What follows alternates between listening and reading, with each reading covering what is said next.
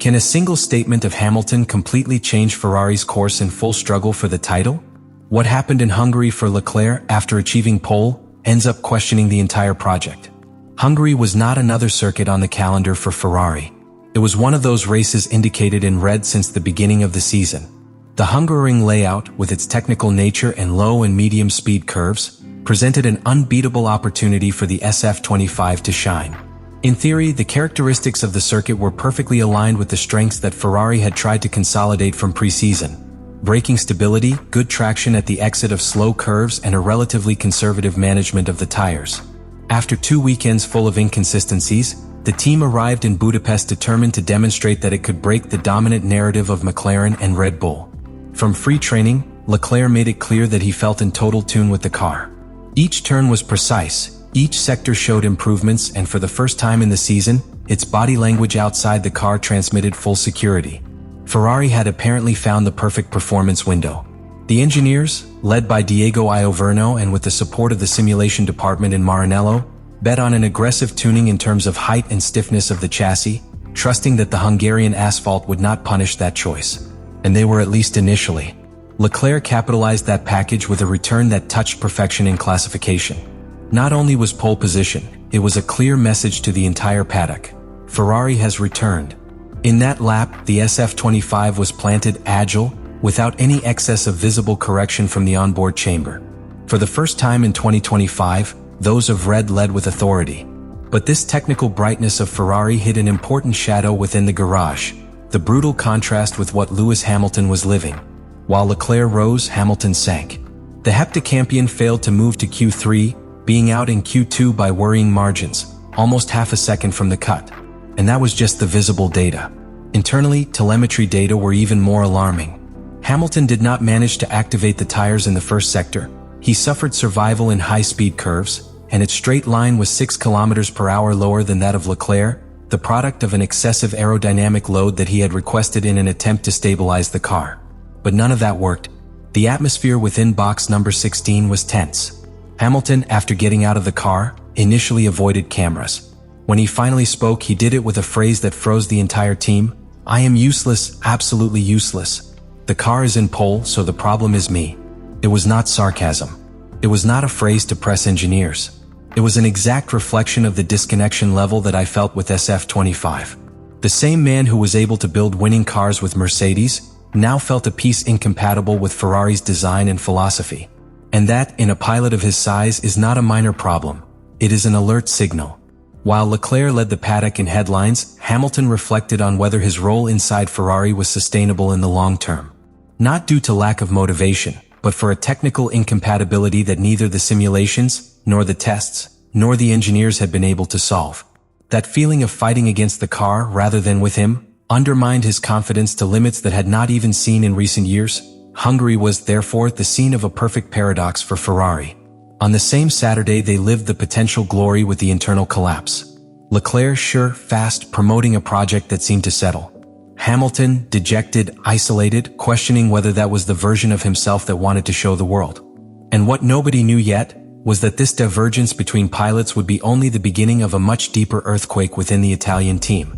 During the first career bars in the Hungary 2025 GP, everything seemed under control for Ferrari. Charles Leclerc started from the pole and defended his position with forcefulness.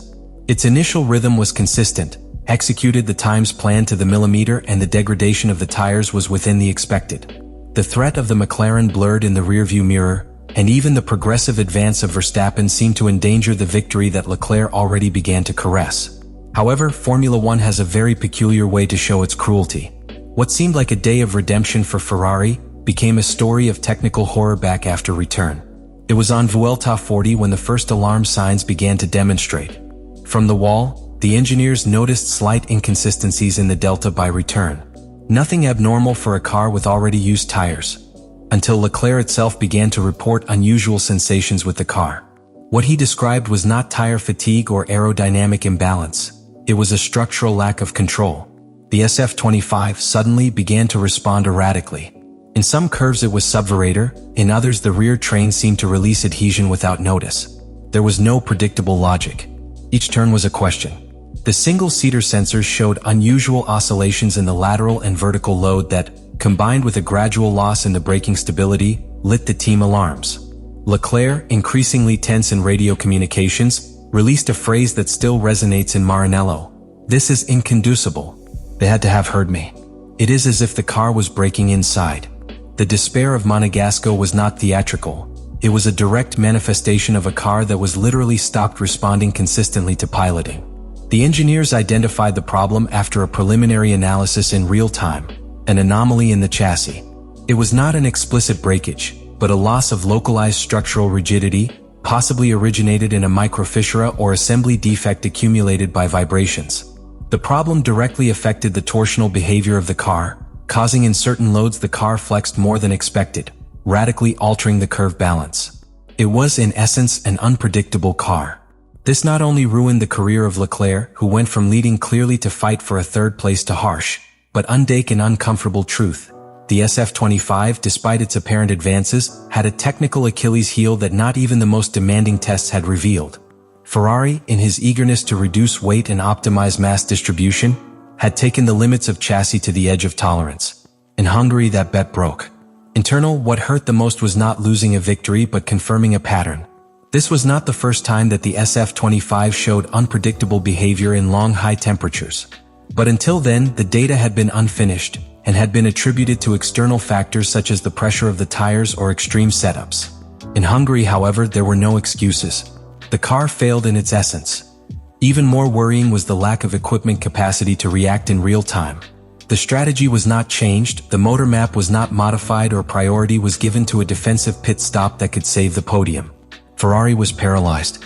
The same team that had demonstrated strategic capacity in 2024 seemed lost to a problem that, basically, was a consequence of design decisions taken many months ago. Meanwhile, in the other part of the box, Hamilton watched everything with a mixture of resignation and confirmation. He had already warned about the lack of coherence of the car on previous weekends. What for Leclerc was a traumatic revelation, for Hamilton it was the validation that something structurally defective ran through the veins of the SF25 from the first kilometer of preseason. Hungary was not a technical exception. It was the definitive evidence. And with that truth exposed, nothing would be the same in Ferrari. The technical chaos of the Hungary GP was not only in sports. The fall of the SF25 in full race and the dissonance between its two pilots generated a much deeper storm at the institutional level within Ferrari. As soon as the race ended, when the paddock began to disassemble, the truly important happened away from the cameras, in the intimacy of Ferrari hospitality. There, with the technical bosses present and Frédéric Vasseur in the center of the table, Lewis Hamilton was direct and forceful. There was no diplomacy. It was a clear statement of intentions, a dividing line drawn firmly. Hamilton reported that he would not continue to participate in the technical process of the SF25 under the current model. It was not a threat, nor an ultimatum, but a resounding statement. According to internal sources, the British said that it made no sense to continue forcing a development style that was clearly oriented to Charles Leclerc's preferences, even when they did not align with the real performance of the car. And even more, when that technical approach had just collapsed publicly in Budapest. His position was as clear as risky. If Ferrari wanted to have the Hamilton that won 7 world championships, he had to redesign his internal structure to allow a real duality in the technical approach. That involved dividing development into 2 parallel branches or redesigning the car from its base to achieve a commitment between both driving styles. A difficult proposal to run in full season, but necessary if they wanted to retain Hamilton not only as a pilot, but as a project leader. Frédéric Vasseur, as leaked, did not respond with negatives but also with promises. The message had penetrated deep. Ferrari had been looking for a figure like Hamilton for years to gain legitimacy in the key moments, and now faced the challenge of holding 2 leaders with opposite philosophies. Because while Charles Leclerc had grown inside Maranello's technical ecosystem, with engineers accustomed to mold the car to his sensitivity, Hamilton came from a completely different culture of development. Modular, adjustable, centered on the pilot as an adaptable variable, not as a technical mold. Monegasco, which has always been Ferrari's clean and emotional face, must also demonstrate strategic and political capacity. Because when you share box with a pilot like Hamilton, every detail becomes a statement. Hungary 2025 GP will be remembered not for who climbed into the podium, but for what he revealed in Ferrari's foundations. He showed a team on the edge of a necessary change. He presented the tension between the past and future, between 2 different ways of understanding Formula One. and left a final open question that will define the fate of Maranello. Will Ferrari have the courage to listen to Hamilton, or will cover the problem again with momentary results? Because if something is clear after what lived in Budapest is that time no longer plays in favor. And in this sport, the difference between reconstructing or falling again into mediocrity is defined by the speed with which you are able to accept your mistakes and act accordingly.